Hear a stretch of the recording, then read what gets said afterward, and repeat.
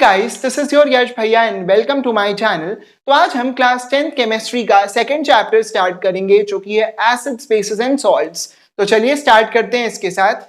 देखिए, आप सबने क्लास 9th में ये पढ़ रखा है कि जो भी एलिमेंट्स या कंपाउंड्स हैं उनको हम उनकी फिजिकल प्रॉपर्टीज के आधार पे सॉलिड, लिक्विड और गैस में बांटते हैं। और हमने सॉलिड, लिक्विड और गैस को पढ़ा भी था 9th में। अब आप जान लीजिए कि जो भी कंपाउंड्स हमारे पास हैं उनको उनके केमिकल प्रॉपर्टीज के आधार पर हम एसिड्स, बेसिस और सॉल्ट में बांटा करते हैं। और इस चैप्टर में हमको इन्हीं तीनों के बारे में पढ़ना है। देखो, यही चीज लिखी है कि on the basis of chemical properties compounds are classified in 3 groups, acids, bases and salts. ठीक है, लेकिन इनके बारे में बताने से पहले आपको इंडिकेटर्स के बारे में मालूम होना चाहिए। ठीक है, अब थोड़ा समझते हैं। मान लो मैंने आपको कोई एक सब्सटेंस दिया X और मैंने आपको ये नहीं बताया कि मेरा सब्सटेंस X एक एसिड है या एक बेस है। मैंने कहा तुम बताओ देखकर कि यह एसिड है या बेस। तो कैसे बताओगे? अब ये मत कहना कि हम चक चक करके बताएंगे, क्योंकि अगर मान लो वो एसिड हुआ और कॉन्सेंट्रेटेड एसिड हुआ तो तुम बताने लायक बचोगे ही नहीं, सीधा ऊपर पहुंच चुके होगे, है ना। इसीलिए हम लोग आइडेंटिफाई करने के लिए कि कोई भी गिवन सब्सटेंस एक एसिड है या बेस, हम लोग इंडिकेटर्स का यूज करते हैं। ठीक है, इंडिकेटर्स क्या होते हैं? इंडिकेटर्स बेसिकली डाई होती है। ठीक है, और ये डाई एसिडिक और बेसिक सॉल्यूशन में अलग अलग कलर्स प्रोड्यूस करती है। और हमें ये पहले से मालूम होता है कि ये वाली जो डाई है, ये वाला जो इंडिकेटर है, वो एसिड में कौन सा कलर प्रोड्यूस करेगा और बेस में कौन सा कलर प्रोड्यूस करेगा।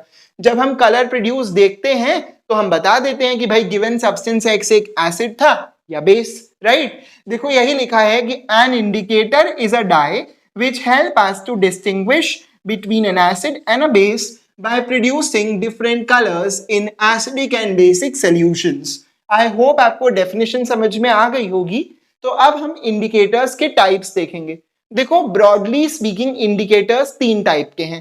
नेचुरल इंडिकेटर्स होते हैं, इसके अलावा सिंथेटिक या आर्टिफिशियल इंडिकेटर्स होते हैं, और एक ऑल्फैक्टरी इंडिकेटर्स भी होते हैं। तो सबसे पहले हम नेचुरल इंडिकेटर्स के बारे में पढ़ेंगे। देखो, नेचुरल इंडिकेटर्स जैसे कि नाम से ही पता चल रहा है, जो हमें नेचर से मिले हैं। तो ऐसे इंडिकेटर्स जो प्लांट्स और एनिमल्स से डिराइव किए जाते हैं उन्हें हम नेचुरल इंडिकेटर्स बोलते हैं। देखो, यही लिखा है, indicators derived from plants and animals. अब इसके कुछ बहुत इंपॉर्टेंट एग्जांपल्स हैं जिन्हें हम देखेंगे, और आपको मालूम होना चाहिए कि कौन सा इंडिकेटर एसिड में कौन सा कलर प्रोड्यूस करेगा और बेस में कौन सा कलर प्रोड्यूस करेगा। ठीक, तो सबसे पहला नेचुरल इंडिकेटर है लिटमस। लिटमस जो है एक पर्पल कलर की डाई होती है, ठीक है, जो कि एक प्लांट से मिलती है जिसको हम लाइकेन बोलते हैं। अब आपको मालूम नहीं होगा लेकिन थोड़ा सा सुन लीजिए। जो प्लांट्स हैं उनको हमारे बायोलॉजिस्ट ने अलग अलग किंगडम्स में बांटा हुआ है, जैसे kingdom echinodermata, kingdom Thallophyta, kingdom bryophyta. ठीक है, तो इसी तरीके से हमारा जो लाइकेन प्लांट है वो किंगडम थैलोफाइटा का प्लांट है। ठीक है, और लाइकेन से ही हमको लिटमस नाम का इंडिकेटर मिलता है। अब ये लिटमस क्या करता है? एसिड्स में, अगर मान लीजिए आपने लिटमस पेपर को एसिड में डाला तो एसिड में ब्लू कलर का लिटमस रेड में बदल जाता है। ठीक है, और वहीं मान लीजिए लिटमस को आपने बेस में डाला तो बेस में रेड कलर का लिटमस पेपर ब्लू में बदल जाएगा। यानी कि लिटमस पेपर 2 कलर में अवेलेबल हैं। ठीक है, पहला ब्लू और दूसरा रेड। एसिड्स जो हैं वो ब्लू कलर के लिटमस को रेड में बदल देते हैं, और बेसिस जो हैं वो रेड कलर के लिटमस को ब्लू में बदल देते हैं। कंफ्यूज नहीं होना, थोड़ा सा याद भी कर लो, चीजें मेमोराइज भी साथ साथ में करते चलो। अब चलिए आगे बढ़ते हैं और नेक्स्ट इंडिकेटर को देखते हैं। तो अब देखिए, नेचुरल इंडिकेटर्स का हमारा जो अगला एग्जाम्पल है वो है टर्मरिक या हल्दी। वही हल्दी है जो खाने में डलती है। अब आपको मालूम ही है कि हल्दी जो है पीले रंग की होती है। ठीक है, और ये एसिड और बेस में क्या चेंज दिखाएगी? तो अगर आप हल्दी को किसी एसिड में डालोगे तो उसका कलर चेंज नहीं होगा, वो येलो कलर की ही रहेगी। लेकिन वहीं आप जब टर्मरिक को किसी बेस में डालोगे तो उसका कलर चेंज हो जाएगा, वो येलो से रेड कलर की हो जाएगी। यही चीज लिखी है कि it is a yellow coloured dye, it turns yellow in an acid and it turns red in a base. बात समझ में आ रही है? अब तुम कहोगे कोई प्रूफ दीजिए और दिखाइए कि बेस में हल्दी डालने पर वो रेड कलर की हो जाएगी। मैं कहता हूं देता हूं प्रूफ। कड़ी खाई है आपने अपने घर में? अब ये मत कहना कि कड़ी का नाम सुन के मुंह में पानी आ रहा है, बाद में खा लेना, अभी पढ़ लो। तो जब कभी हम कड़ी खाते हैं और कड़ी हमारे कपड़ों पर गिर जाती है और मान लीजिए कि हमारी मम्मी उस कपड़े को धोती हैं, तो आप देखना जिस जगह पे कड़ी गिरी होगी वो जगह जो है धुलने के बाद रेड कलर की हो जाएगी, वो दाग जो है रेड टर्न कर जाएगा। ऐसा इसलिए होता है क्योंकि कड़ी में टर्मरिक है, हल्दी है, और जब हम उस पे बेस लगाएंगे, सोप क्या है, बेस है, तो जब हम उस पे बेस लगाएंगे या सोप से उसको धोएंगे दाग को, तो वो रेड कलर का हो जाएगा। क्लियर है? अब इसके बाद देखो नेक्स्ट है हमारा रेड कैबेज। तो रेड कैबेज एक्सट्रैक्ट क्या है? जैसा कि नाम से पता चल रहा है, रेड कैबेज ये एक लाल रंग की डाई है। ठीक है, तो ये क्या है, एक लाल रंग की डाई है।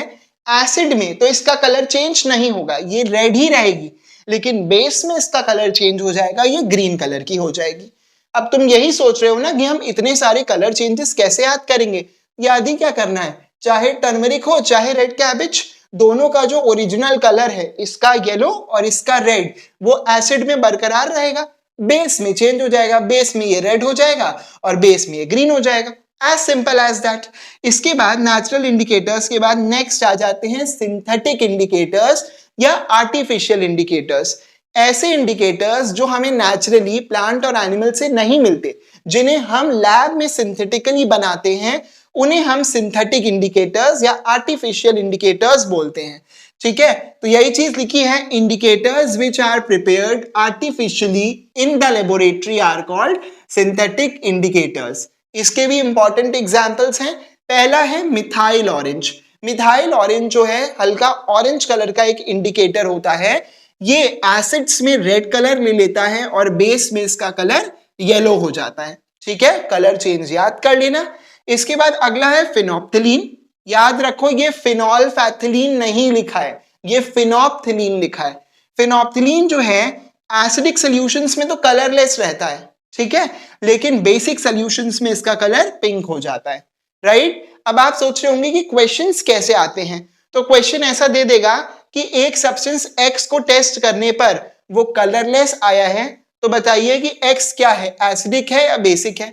ठीक है, और कौन सा इंडिकेटर हमने यहाँ पर यूज किया है, तो आपको बताना पड़ेगा कि अगर हम यहाँ पर फिनोप्थिलीन इंडिकेटर यूज करेंगे तो X हमारा एक एसिडिक सब्सटेंस होगा। राइट? अब चलिए आगे बढ़ते हैं और तीसरे और आखिरी तरीके के इंडिकेटर यानी कि ऑल्फैक्टरी इंडिकेटर्स के बारे में जान लेते हैं। तो अब बात यह आती है कि ऑल्फैक्टरी इंडिकेटर्स होते क्या हैं। तो देखो, ऑल्फैक्टरी का मतलब स्मेल से होता है। तो ऐसे इंडिकेटर्स जो कि एसिडिक और बेसिक सॉल्यूशन में अलग अलग स्मेल प्रोड्यूस करेंगे और उनकी स्मेल की हेल्प से हम ये डिटेक्ट कर पाएंगे कि सब्सटेंस एसिड है या बेस, उसे हम ऑल्फैक्टरी इंडिकेटर बोलेंगे। राइट? तो देखो यही चीज डेफिनेशन में लिखी है, indicators whose smell changes in acidic and basic solutions are called olfactory indicators। मतलब कि इनकी जो खुशबू है वो एसिड और बेस में बदल जाएगी और यही कैरेक्टरिस्टिक इनकी हमें हेल्प करेगी आइडेंटिफाई करने में कि जो सब्सटेंस है वो एसिड है या बेस। इसके एग्जाम्पल बहुत इंपॉर्टेंट है। पहला है अनियन यानी कि प्याज। ठीक है, अनियन की जो स्मेल है वो किसी बेस में तो हम डिटेक्ट नहीं कर पाएंगे, लेकिन एसिड में हम डिटेक्ट कर लेंगे। ठीक है, यानी कि अगर मेरे पास दिया गया सब्सटेंस एक बेस है तो उसमें अनियन की स्मेल हमें नहीं आएगी, एसिड है तो बढ़िया अनियन की स्मेल हमें आएगी। यही चीज लिखी है, the smell of onions can not be detected in basic solutions but can be easily detected in acidic solutions.